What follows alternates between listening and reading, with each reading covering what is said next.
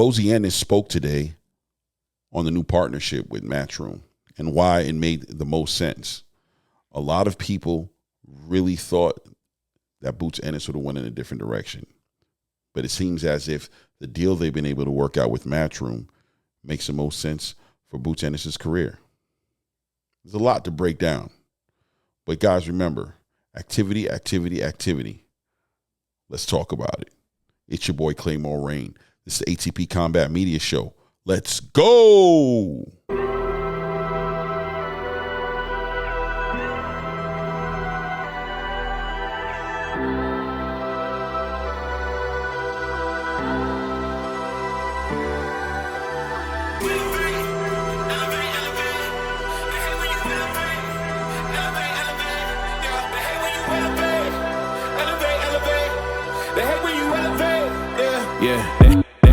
They hate when you elevate. The second of losses, I'm handing them out. Yeah, I had to go delegate. Salute ATP. It's your boy Claymore Rain. Shout out to the subscribers of the channel. And if this is your first time seeing this content, listen, go ahead, hit the subscribe button, hit the bell icon so you get an alert when we're shooting all this content. That way you can get it on time, right? Guys, remember, Charles Edward Cheese has sponsored this channel, offering a $25,000 giveaway. Now, the money's on deck, guys. Cash. $25K we're giving away. As soon as this channel goes over 1,000 subscribers, I'm going to pick randomly one of my subscribers and bless you guys with $25K cash. That's a fact. I've been really thinking about multiple ways to do this. I was thinking about breaking it up, and you know what? Nah, man. I think I want to hit one subscriber off with some life-changing money. You know, you ain't going to quit your job or nothing like that, but $25,000 cash will help, you know what I mean, a lot, I'm sure, you know what I mean? And you know, inshallah, it'll go to the right person who needs it the most. But guys, remember, we're doing the giveaway once this channel goes over 1,000 subscribers, all right? So let's help the channel grow. Let's get it where it needs to be, and let's get right to it. So Bozy Ennis comes out today. Well, shout out to YSM Sports Media, first of all. They're pretty much the exclusive direct contact and content creator for Bozy Ennis and Jerron Boots Ennis from my perspective. They always come out with the information first, and you look to them. If you want to know something about Jerron Boots Ennis, you want to know something about Bozy Ennis, you go to YSM. And of course, I'm a subscriber, and I got to see Bozy Ennis do an interview today with Mel over there, the host of the show. And you know, getting right to the point that Bozy Ennis was explaining pretty much why Matchroom, right? What caused them to go to Matchroom? Well, it was very simple from Bozy Ennis' point of view. If you guys ever watch Bozy Ennis speak, you know he's a man of minimal words. He doesn't like to get too deep. He's not over-exaggerated. He gets right to the point. He's out of there. If you look at the interviews over there at YSM, they generally usually inside of 2 to 5 minutes max. He doesn't, you know, waste time with too many words. He gets right to the point. You got to appreciate that. Well, Bozy Ennis said it's very simple. Activity. At the end of the day, where they were, take that for what you want to take it for. We all know that they were with Cameron Duncan's family. When Cameron Duncan passed away, they took Cameron Duncan's wife to court to break themselves out of that situation. And they also were working directly with Steven Espinosa with Showtime at the time. So however you want to look at it, they thought they were going to be supposedly the headliner of the card that PBC had with the one that had Keith Thurman. Well, was supposed to be Keith Thurman and Tim Tszyu, turned out to be Sebastian Fundora and Tim Tszyu, but they were actually supposed to be headlining that card with fighting against Mario Barrios. Well, that fell through. Bozy said he's not aware why. Pretty much the IBF went ahead and made Cody Crowley their mandatory. They said they were willing to fight them, but for some reason they weren't able to put that together. I'm sure that was a mixture of things, whether it be potentially having to vacate the title if they would have fought against Mario Barrios, or maybe they just didn't think that Crowley and Boots was big enough to headline a pay-per-view card, so they made their decision to go in the direction that they did. But it seems as if, though, that was the hair that broke the camel's back, right? They were looking to be active, and it just seems like they weren't able to hear anything positive in a sense of when they should be expecting to get a phone call to be fighting. As I said in my last video, there were rumors that they were going to be on the Canelo card, but I guess they didn't get confirmation of that. Either way, they made the decision. They couldn't wait around any longer, and they went with Eddie Hearn, who offers a lot of activity. right? Bozy Ennis spoke to the fact that, look, when you look at Matchroom and the Zone right now, it's like they're doing events every couple of weeks, and it's true. At the end of the day, he also spoke to what I've always been saying is activity. Inactivity is killing these boxers today. These boxers are sitting out of the ring entirely too long, losing their connection with the ring, losing their rhythm, losing their momentum. It's like cancer to a fighter's career to sit there and not be active. So at the end of the day, it only made sense that they went with one of the most active companies in the business today, which is the Zone Matchroom. Not to mention all the things that come with Europe, Turkey Al-Sheikh in Saudi, endless possibilities. And the ability to make the big fights, because at the end of the day, let's not get it twisted. The reason that Jaron Ennis has not gotten a fight with, let's say, a Terrence Crawford or an Errol Spence is because the promotional company that's overseeing all of that is not interested in paying to put that fight together for whatever reason, whether it's because it's not going to be profitable, whether it's because they're trying to protect some of the fighters, who knows what it is.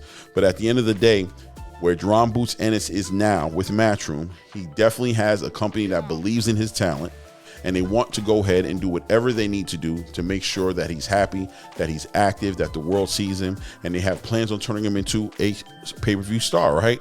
That's the game plan at the end of the day for all these fighters, right? I mean, that's what ideally I'm sure a fighter would want to hear from their promoter. Now, not to mention that this seems to be a partnership deal more than it's an actual, your normal deal where the fighter's just underneath the promotional thing. Now, if you ask me, very similar to the Devin Haney situation, right? So when Devin Haney's worked out with Eddie Hearn, is that they're able to go ahead and take other opportunities when other opportunities come around. Eddie Hearn, like I said before in my other video, has been known notoriously to work with his fighters and make sure that if whatever he has to do to put them in position to take opportunity to achieve legacy goals, that he makes sure he facilitates that. That's just something innovative that Eddie Hearn brings to the table in comparison to his counterparts, who are way more controlling and want to lock fighters down to a certain amount of fights on the contract and won't let them cross promote and move around to make big fights happen. Eddie Hearn has been known to be very flexible in that space and in that arena. So an attractive space for a fighter like Boots Ennis, who wants to go ahead and begin his stardom, begin expanding it and growing his brand. Where else would he rather be than with a company who's willing to work with him like that? In this case, Eddie Hearn and Matchroom Boxing. So once again, just showing as to the importance of activity, also showing as to the downfalls of a company that doesn't offer these type of perks, right? That doesn't offer these type of amenities. It's not sitting there saying, listen, we're going to have you for 3 fights a year. Bozy said he wants 3 fights a year. If you could slip a 4th one there, even better, but at least 3 fights a year. Now, I always say that, just bringing to light PBC, who everybody assumed that Jaron Boots Ennis would be looking to go with, right?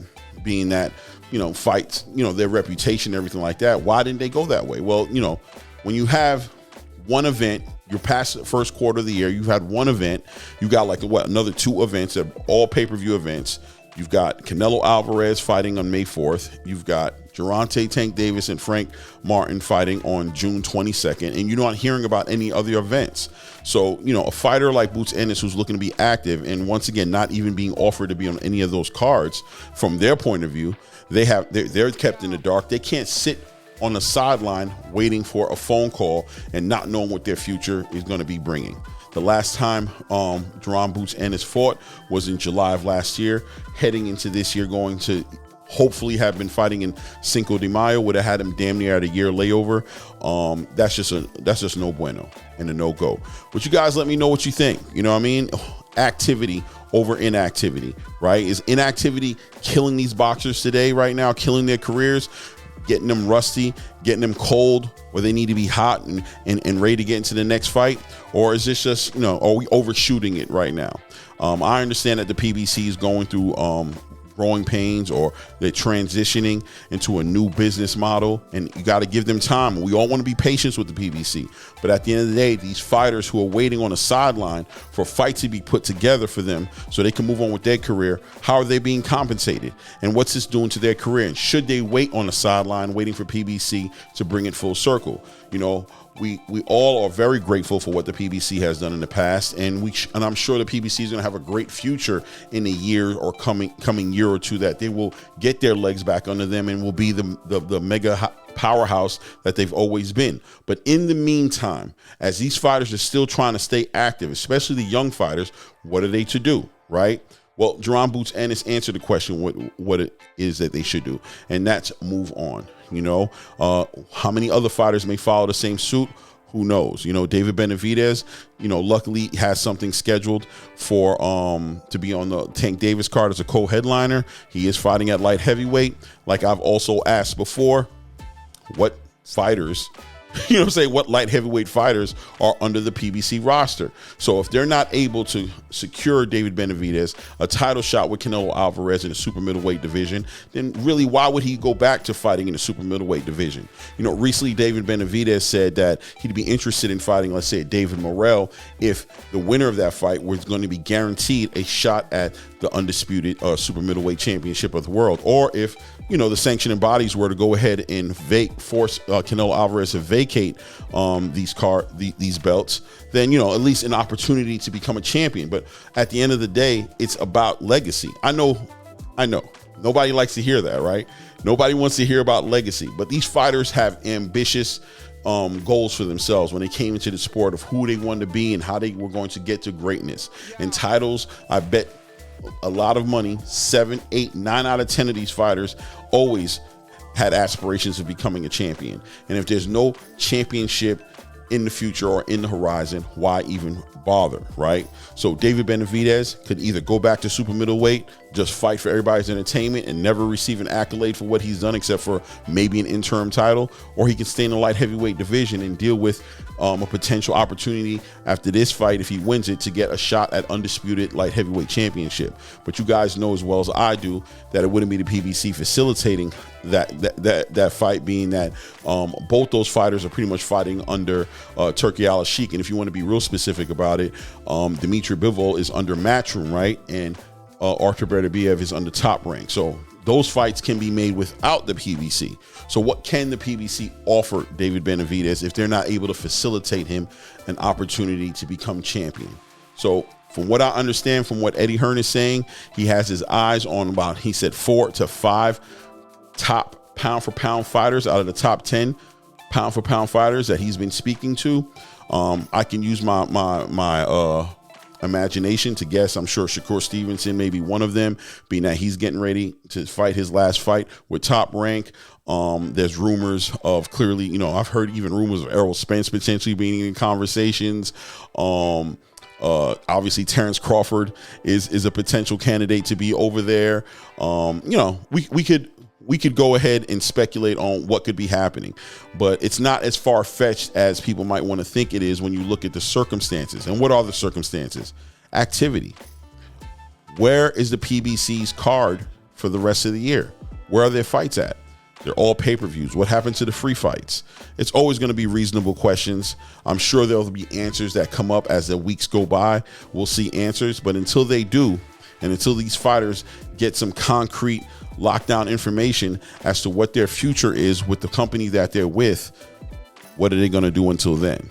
Well, Tom will tell that story better than any of us can, but I wanted to put this out there. Like I said, leave in the comment section, what do you think about this inactivity versus activity topic that I'm bringing up right now? Obviously Jerron Boots Ennis and his team, his family, his father have made their decision on how they feel about it. What do you think the rest of these fighters are thinking about it?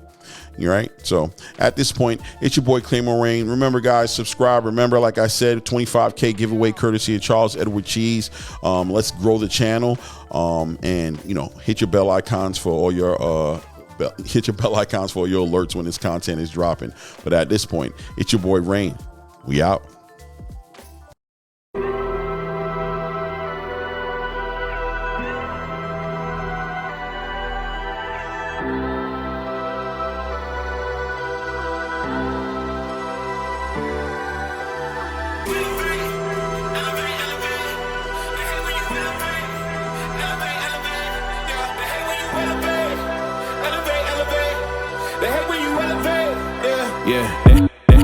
They hate when you elevate. They stacking up losses, I'm handing them out, yeah, I had to go delegate. It feel like I'm floating, I'm lost in the moment, I swear I could levitate. They never believed that I would really fly, I had to go demonstrate.